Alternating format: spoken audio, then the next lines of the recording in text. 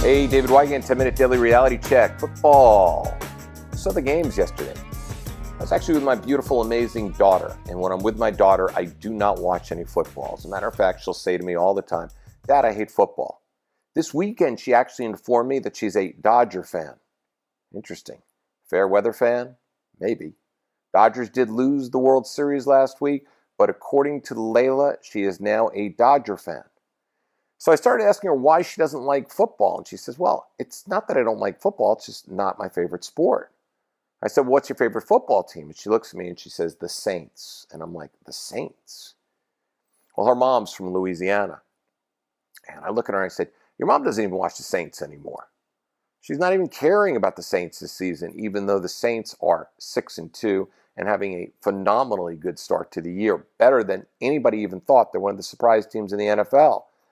So I looked at Layla and I said, Layla, baby, honey, listen. I'm a Jet fan. I never want you to be a Jet fan, ever. I will never give you the curse that my father gave me. You see, my father thought it was really funny back in the 60s when the Jets were an expansion team to not root for the Giants, because my dad loved to always root against what the masses wanted. In New York City in the 60s, the Giants were the big team. The Jets were the AFL expansion team. So my father loved to get into stupid arguments with people. So he became a Mets and Jets fan. And then he tortured me. I've got pictures, if you want to see it, of me in a little Jet uniform and me in a little Jet t-shirt and me in Met uniforms. I mean, I had no chance in hell of ever having a good sports team to follow.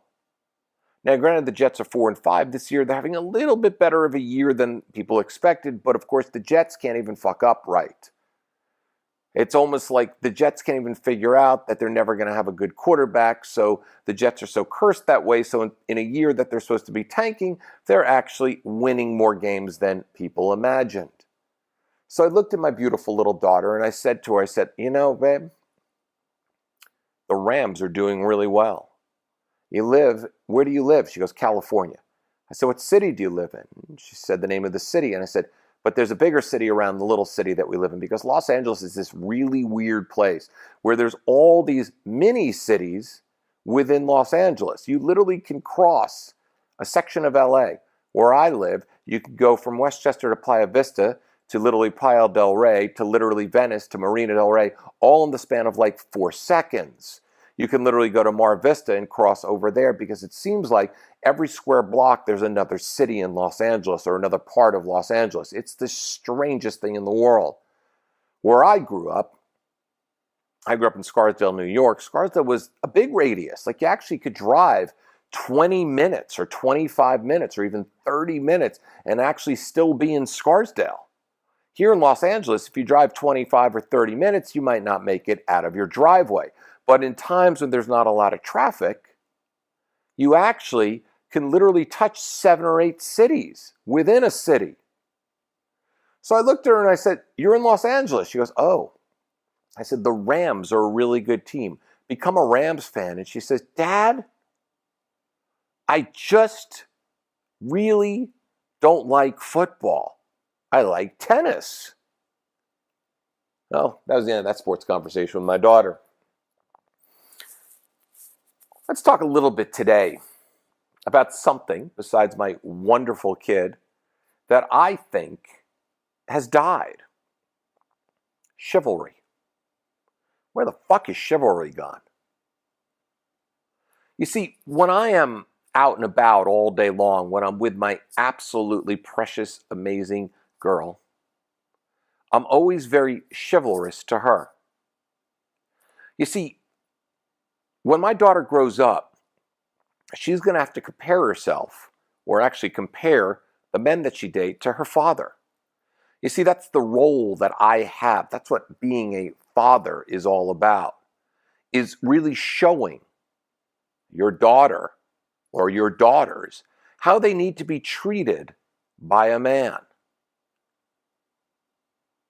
So whenever we go somewhere, I'm always opening the car door for her. I'm always opening the car door for her when we get out of the car. Well, sometimes she'll get out of the car and crawl through the back to the front. She'll do that. But most of the time I'm getting the door for her. And it's funny. At 7 years old, she expects it. She waits for it. She never even goes for the car handle herself. She always knows that I'm going to open the door for her. And I'm going to make sure she's in her car seat, her little cute little booster seat, before I shut the door. I always make sure that her seatbelt is on before I start or drive the car. I do that because that's chivalrous. Today we were visiting my friend Jason, who runs the Dig Rig. The Dig Rig is this really cool vintage bus in Venice on Saturday and Sundays. I saw Jason today, and Layla loves going to Jason because she loves to look through the old t-shirts and wants me to buy vintage Harley shirts. And Layla bought a Pittsburgh Pirates shirt the other day, and she sleeps in it, and she ties it up, and she feels real good. And she wears the vintage clothes that he gives her, and he's always giving her really amazing things. So today I had to go and put more money in the meter because we were spending so much time. We were doing things, and it was taking longer. So I said, hey, you want to come with me to go and put money in the meter? And she looks at me, and she says, no, Daddy. Can I stay here with Jason? And I said, absolutely. So I looked at Jason. I said, do you mind? He says, not at all. So I went and showed her what a man does. A man will go and leave a woman sitting or shopping or getting her nails done or getting the smoothie or talking to a friend or whatever it might be. And the male will go and walk the 3 blocks, put the money in the meter, and come back and reconnect with the feminine. That's what a man does. That's part of being chivalrous. And that's the biggest lesson that I teach my daughter on a daily basis, is how a man is supposed to show up. You see, no man is going to show up and treat my daughter like shit when she's a teenager. No man is going to show up when my daughter's in her 20s and treat her like shit, like the modern lazy man does. Because my daughter is going to know what a man acts like. When I'm walking down the street with my daughter, I take her hand all the time before we cross the street. When I'm walking with her in a parking lot and there's cars that are parked and I see the brake lights go, I'm always pulling her close to me, literally taking the inside of her waist and pulling it close to me, or taking her by the shoulder and pulling her close and protecting her. I'm constantly doing this to her on a regular basis to show her what a man is supposed to be. Because when I walk around, I see some of these modern fucking men and I want to fucking bitch slap you across the face. Who the fuck do you think you are? Treating women the way you treat them. Treating them not chivalrous at all. I see men all the time with their girlfriends and the girlfriend's walking ahead of them or walking behind them. Grab their fucking hand. I see men not even opening the door for women anymore, literally leading through the door and the woman's behind. Why don't you just let the fucking door slam in her face? Because you're doing it virtually anyway. I see this on a regular basis. I'm consistently seeing men that are not chivalrous all the time. And the women are accepting it. Maybe the women did not have a father like I am to my daughter. Maybe the women did not have dads that actually showed them what a real man is. Because I see this nonstop. Women, stand up for your fucking selves, please. Chivalry needs to come back, not die. Chivalry was not something that the medieval times did. Chivalry is something that we all should do. It's the way a man should treat a woman when a man is with a woman.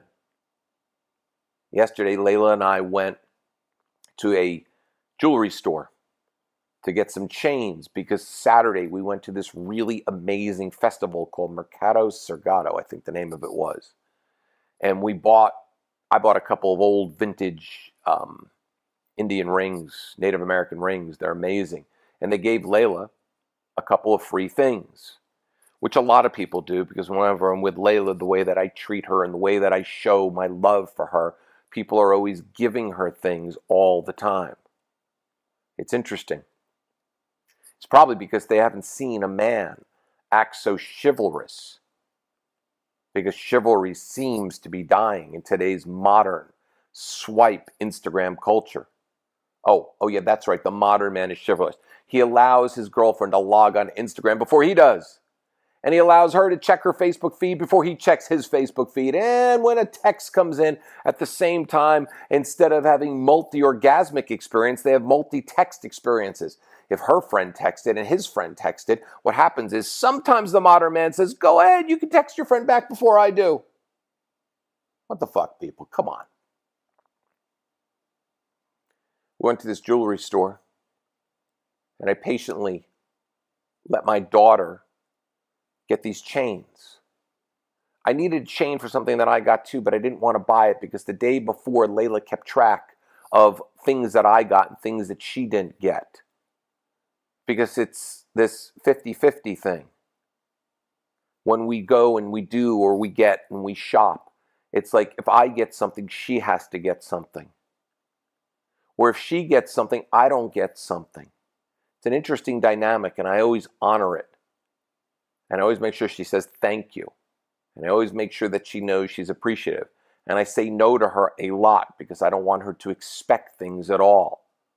But when I do buy myself something, I always make sure I get her something as well. Chivalry on a different level. Not self-centeredness like I see so many relationships nowadays. So I patiently waited. And I was going to get a chain for the medallion that I had. And I realized in that moment that that was Layla's moment, not my moment. So that moment, I decided to allow her to have that moment. And I looked at the person and said, I don't need a chain today. I'll get one another day. Chivalry, giving her moment.